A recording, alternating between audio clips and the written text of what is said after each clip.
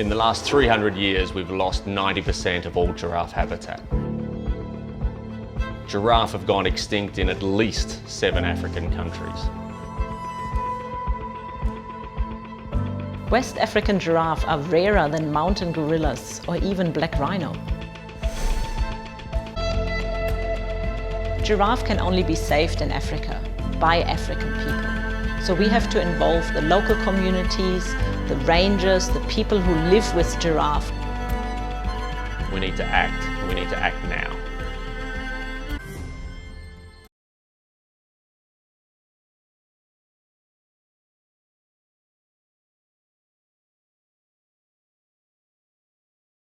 I mean, just, I think we can talk a little bit more about Africa, but between Australia and Germany is, I grew up, a really confident society. I was given everything around me to make me feel safe and make me feel proud to be Australian, as you said. And what I find in Germany is that there's often this anal retentiveness that you're, really, want to make things happen like this and has to be done a certain way, or this is the German way. Whereas in Australia it's like, just whatever, let's just get on with it, let's really relax. Life is too short. But I think that's where we often have lots of communication breakdown, is because either I don't think it's important enough, or I don't respond at a time that you think I should do something.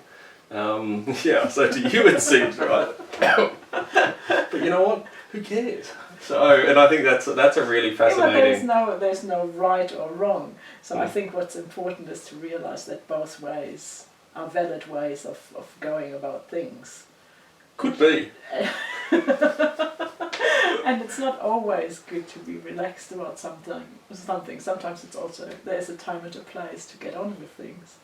Yeah, they say opposites attract, so that might be one of those things. So we'll leave it at that.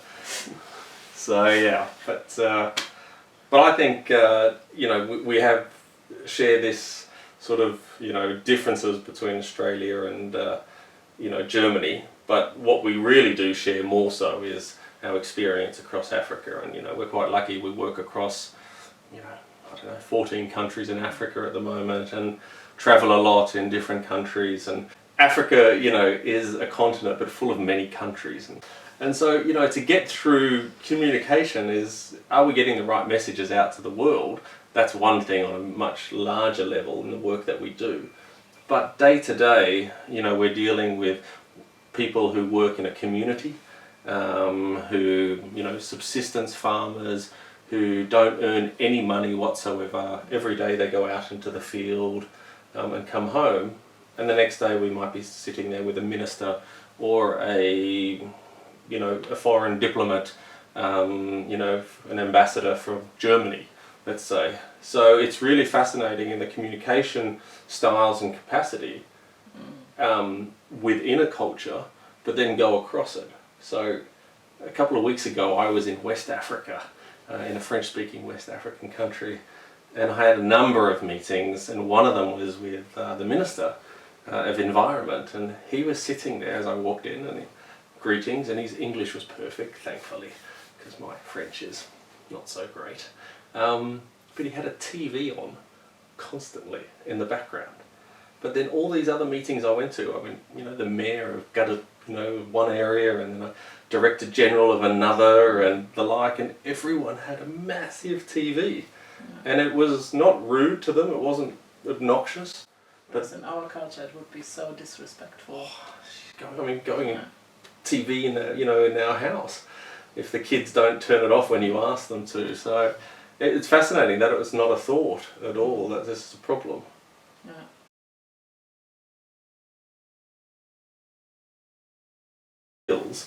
And I think what really helps is that wherever we work, we surround ourselves with the right people.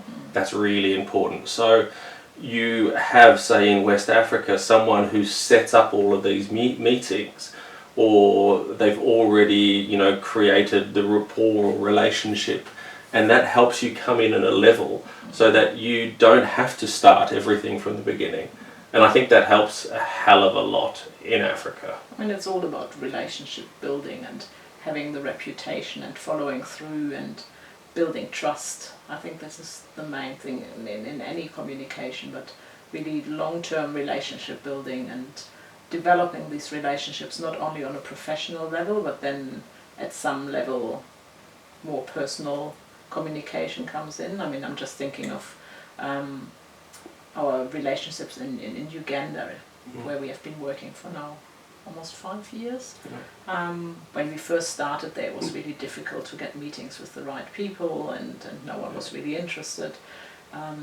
Now we have the long-term relationship with the director of research and all these guys who now come and seek us out when we are there. They come to the hotel and just to make sure also they sit down and spend some time with us to foster this relationship.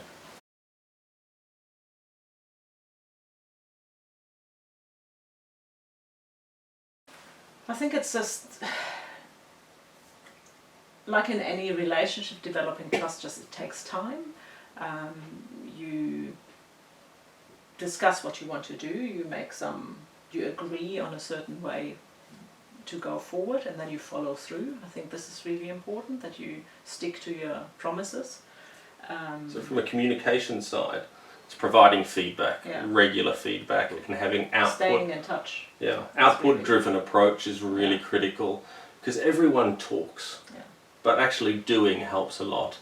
But also we always involved the local government. We didn't come in and say, we are going to do this and we'll report back.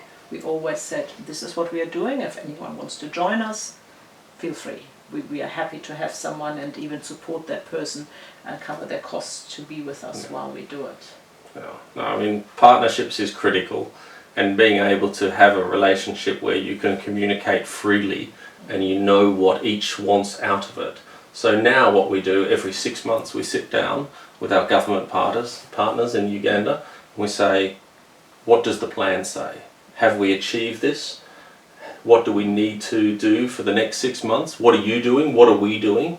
And it's always not just a give from one side only, it has to be a mutual benefit.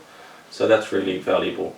But what's also important is to figure out what's the best way of communication. So for example, one of the main contact people we deal with at the ministry, the easiest way to communicate with him is by Facebook chat. If you send him a Facebook message, he will respond. If you send him an email, it might take weeks, but if you have a question and you need an answer, you send him a Facebook chat, and then you have a conversation, and it always also goes through the whole family thing, because he has met our kids. We always ask about each other's kids, so there's a personal link. It's very important, I think, especially in Africa, you don't keep relationships so formal. You make it very personal. Africans love kids. Yeah.